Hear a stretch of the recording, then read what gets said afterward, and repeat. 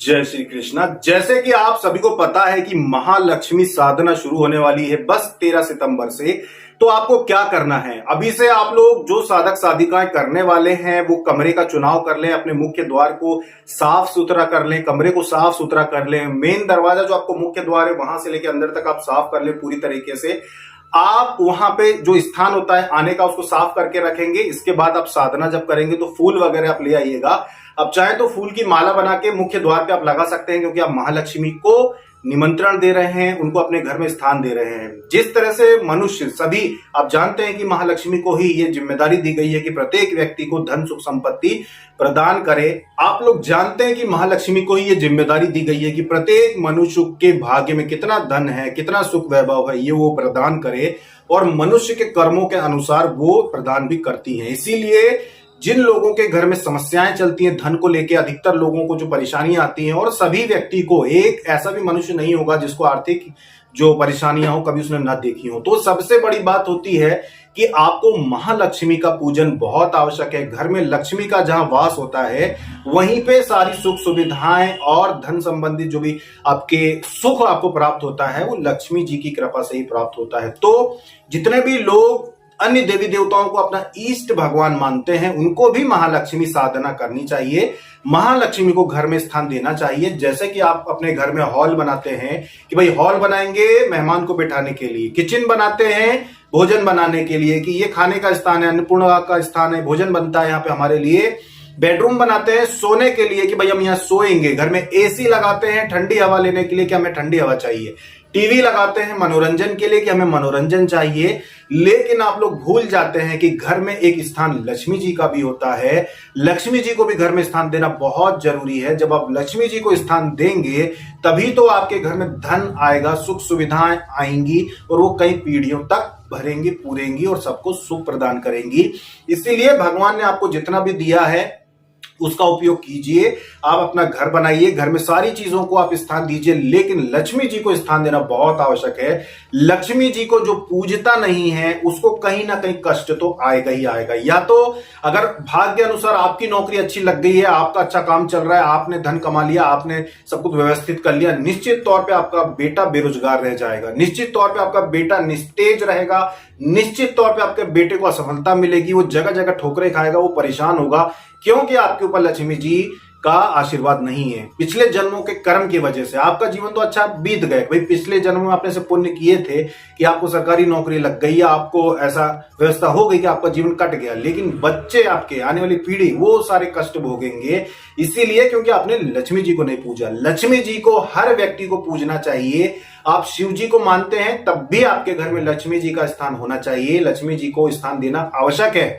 आप विष्णु जी को मानते हैं फिर तो बिल्कुल 100% आवश्यक है। जैसे कि हम भगवान विष्णु को, भगवान जो श्री कृष्ण है ये हमारे इष्ट भगवान है, हमारे ये इष्ट देवता है, हम इनका पूजन करते हैं। तो लक्ष्मी जी हमारी माता है। तो इसी विषय को ध्यान में रखते हुए हमने लक्ष्मी जी की साधना और लक्ष्मी जी के ऊपर जो भी जितनी भी जानकारी है वो हम आप लोगों को देते हैं कि आप, क्योंकि हम माता मानते हैं तो हमारी माता है वो, तो इसीलिए राधा जी को, लक्ष्मी जी को, महालक्ष्मी को, इनको हम माता मानते हैं। इसीलिए हमने इनकी साधना की और जब साधना की उसके बाद में धीरे धीरे ये चीजें, शुरुआत तो हमने माता रूप में की थी कि भाई हम माता मानते थे इसलिए हमने साधना की थी, लेकिन बाद में हमारे सामने रहस्य खुलना शुरू हो गए कि एक मनुष्य के जीवन में तकलीफें क्यों आती हैं। और बाद में बात हमको समझ में आई कि इंसान अपने घर में एसी, कूलर, फ्रिज, सब कुछ, drawing room, hall, bedroom, kitchen, सारी व्यवस्थाएं करता है, लेकिन एक स्थान छोड़ देता है कि वो लक्ष्मी जी को घर में स्थान नहीं देता। इसी वजह से सारी समस्याएं खड़ी होती हैं। घर में लड़ाई झगड़े हो, ज्यादातर रिश्ते टूट जाते हैं, घर में आमदनी नहीं होती इस वजह से। पति पत्नी के झगड़े होते हैं, घर में आमदनी नहीं होती इस वजह से। बच्चों को लेके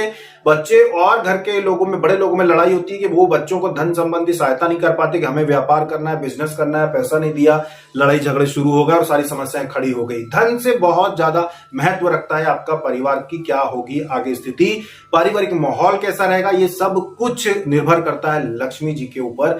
लक्ष्मी अगर आपके घर में नहीं है तो समस्याएं तो आएगी आएगी। बच्चे की पढ़ाई कराना है, क्या पढ़ना है उसको, क्या नहीं पढ़ना, ये सारी समस्याएं उस पर निर्भर करती हैं। धन से ही संबंधित ये सारी चीजें होती हैं। घर का माहौल धन से संबंधित होता है। जिन घरों में जो लोग जिनके घर के व्यापार चलते हैं, जो लोग व्यापार करते हैं, जो लोग अगर आप देखेंगे कि उनके घर में लगातार इतने ज्यादा वो व्यस्त रहते हैं, इतने ज्यादा वो अपने काम में उनको फुर्सत ही नहीं मिलती दूसरी चीजों के लिए, और विश्वास मानिए कि इनके घर में सुख शांति हमेशा बनी रहती है, क्योंकि ये हमेशा काम में लगे रहते हैं। लेकिन अब क्योंकि काम में लगे रहते हैं, इस वजह से ये माता लक्ष्मी को भी घर में स्थान देते हैं, क्योंकि व्यापारी जो लोग होते हैं वो समझते हैं इस बात को कि माता लक्ष्मी की कृपा होना बहुत आवश्यक है। तो ये लोग क्या करते हैं कि ऐसे साधक जो व्यापारी हैं वो लक्ष्मी जी को घर में, दुकान में, हर जगह स्थान देते हैं, पूजते हैं। तो इनके घर में वाकई में इतना ज्यादा ये लोग व्यस्त रहते हैं जीवन में कि इनके जीवन में अन्य चीजों के लिए समय नहीं होता कि घर में व्यर्थ की लड़ाई झगड़े हों या व्यर्थ की चीजें हों। ज्यादातर ये इन चीजों को अनदेखा करते हैं, लड़ाई झगड़ों को, और सुखी जीवन जीते हैं। लेकिन जो लोग दूसरे काम करते हैं, जैसे कि अब एक व्यक्ति है वो नौकरी करता है, एक व्यक्ति मान लीजिए कि वो सरकारी नौकरी करता है।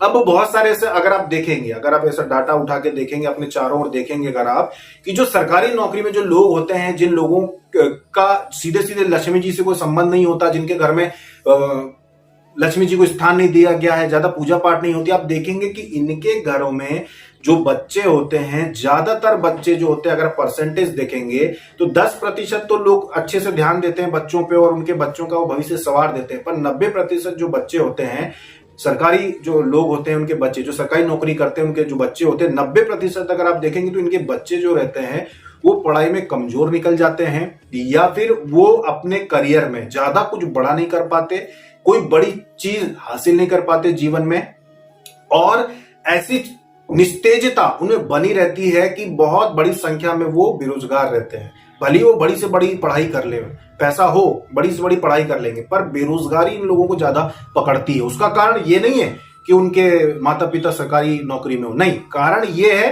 कि लक्ष्मी जी को घर में स्थान नहीं दिया जाता, ये कारण रहता है उसका। लक्ष्मी जी को घर में स्थान देना बहुत आवश्यक है। लक्ष्मी जी को स्थान जब जो लोग देते हैं उनके घर में वो तो सुखी रहते हैं, उनके बच्चे भी सुखी रहते हैं। इसलिए आप लोगों को जितने भी साधक साधिकाएं हैं, चाहे आप कोई भी काम करते हो, आप नौकरी में हो, चाहे आप बहुत ज्यादा बाहर, घर के बाहर रहते हो, आपको समय नहीं मिलता हो, आपको इस बात का विशेष ध्यान देना है कि घर में लक्ष्मी जी को विशेष स्थान देना जरूरी है।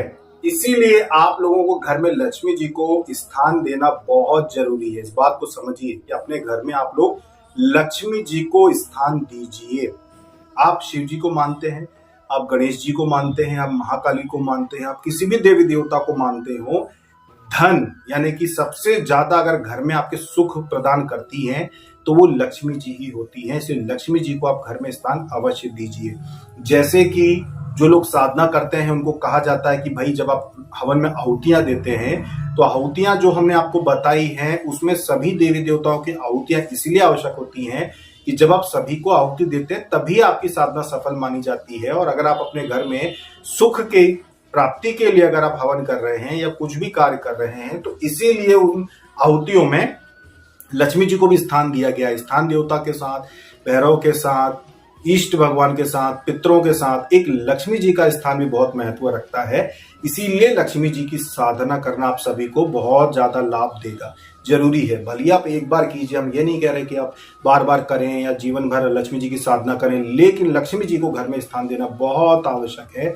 इष्ट भगवान तो आपके दिल में बसते हैं, इष्ट भगवान जो होते हैं आपके परमेश्वर होते हैं, वो तो आपके मन में बसते हैं, आपके दिल में बसते हैं, लेकिन लक्ष्मी जी को आप घर में वास देना चाहते हैं, आप घर में उनकी स्थापना करना चाहते हैं, तो इसलिए लक्ष्मी जी को भी स्थान दीजिए। 13 तारीख से जो लोग महालक्ष्मी साधना कर रहे हैं उन लोगों को सुबह के समय, जिस दिन आपकी साधना शुरू हो रही है, आपको अपने दरवाजे को बढ़िया फूल, जिसमें आप पीले कलर के फूल यानी कि गेंदे के फूल ले सकते हैं, जो कि गेंदे के जो फूल रहेंगे वो एक दो प्रकार के आते हैं। एक तो ये कलर रहता है और एक जो ब्राइट हल्का पीला रहता है, ब्राइट कलर, बहुत चमकीला कलर रहता है, वो नहीं लाना है। ऐसे साधारण जो गेंदे के फूल होते हैं, ये साधारण गेंदे के फूल लेके आना है और आम के पत्ते लेकर आना है।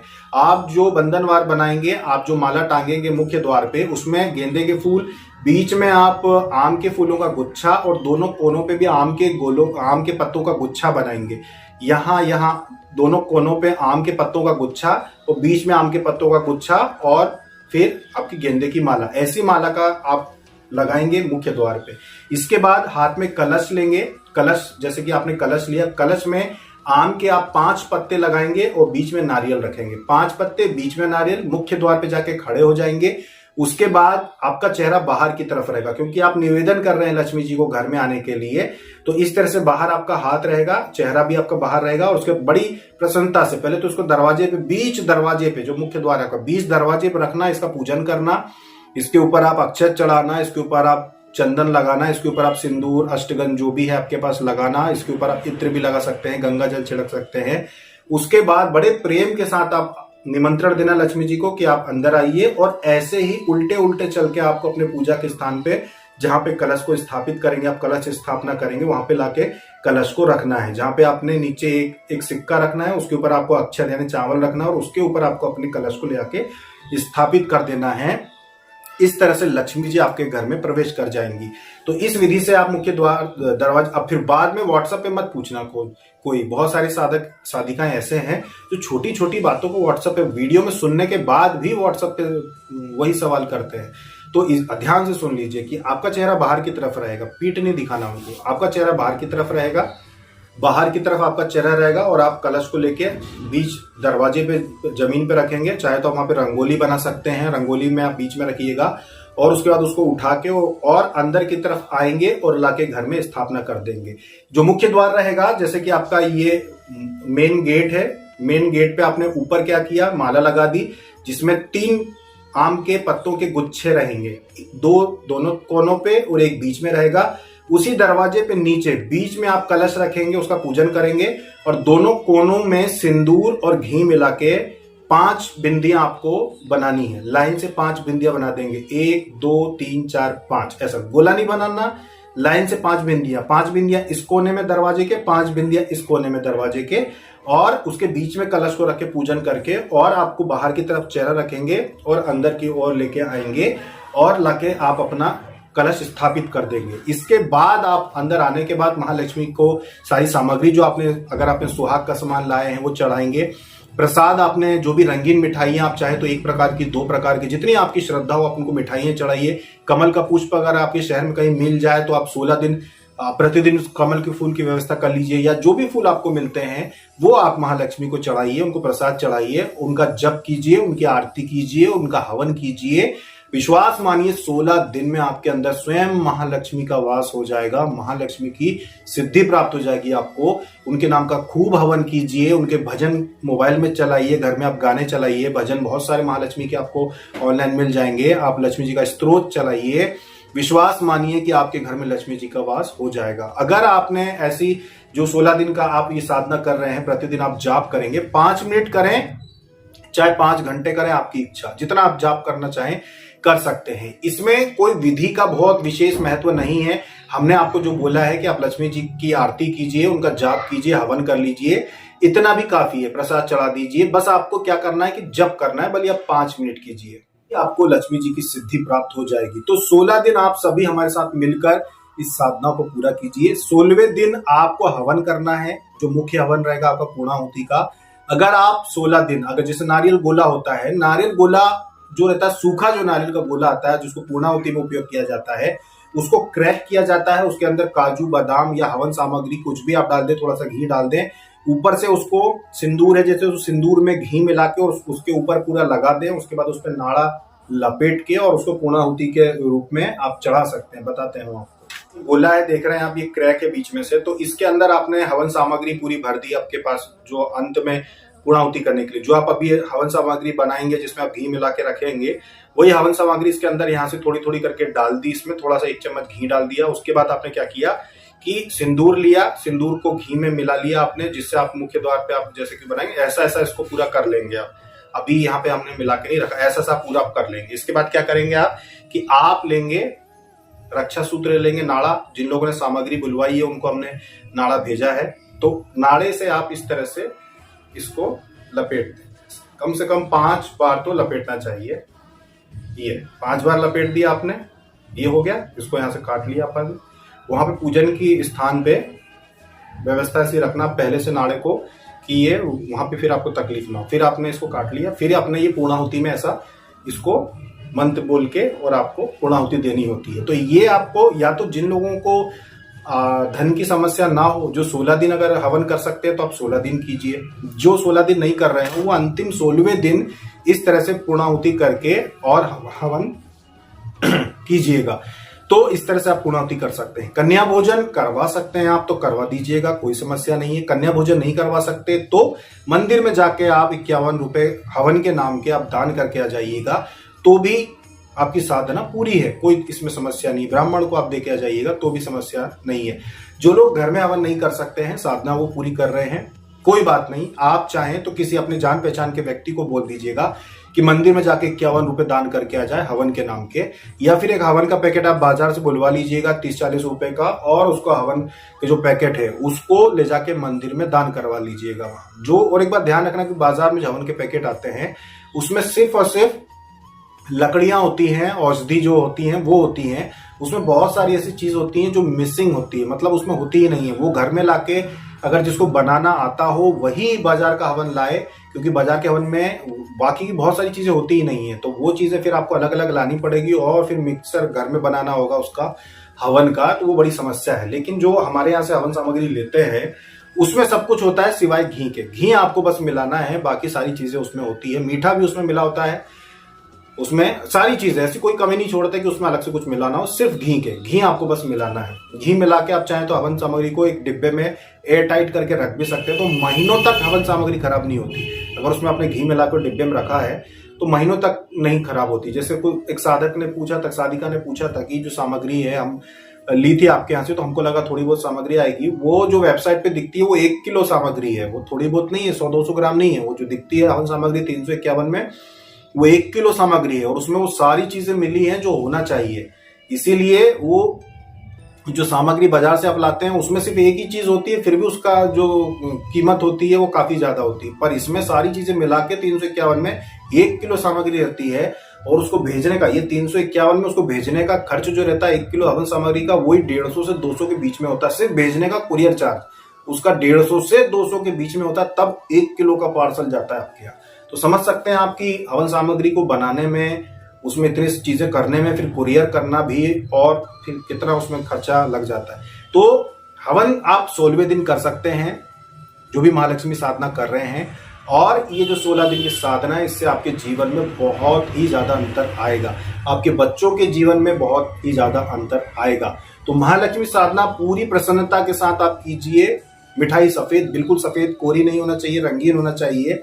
अगर आप घर में खीर बना रहे हैं तो उसमें आप केसर डाल दीजिए, थोड़ा सा ऊपर से काजू बादाम डाल सकते हैं। तो ऐसी चीजें डालिए जिससे कि आपका प्रसाद रंगीन हो जाए। हलवा बना सकते हैं आप, तो रंगीन प्रसाद देवी जी को चढ़ाना है 16 दिन। प्रसाद आप एक बार में लाके भी रख सकते हैं, जैसे मिठाई आपने लाके फ्रिज में रख ली, उसका उपयोग आप कर सकते हैं, कोई दिक्कत नहीं है, वो आप कर सकते हैं। और 16 दिन की आप ये महालक्ष्मी की साधना कीजिए, आपके जीवन के बहुत सारे कष्ट मिट जाएंगे। नियम क्या है?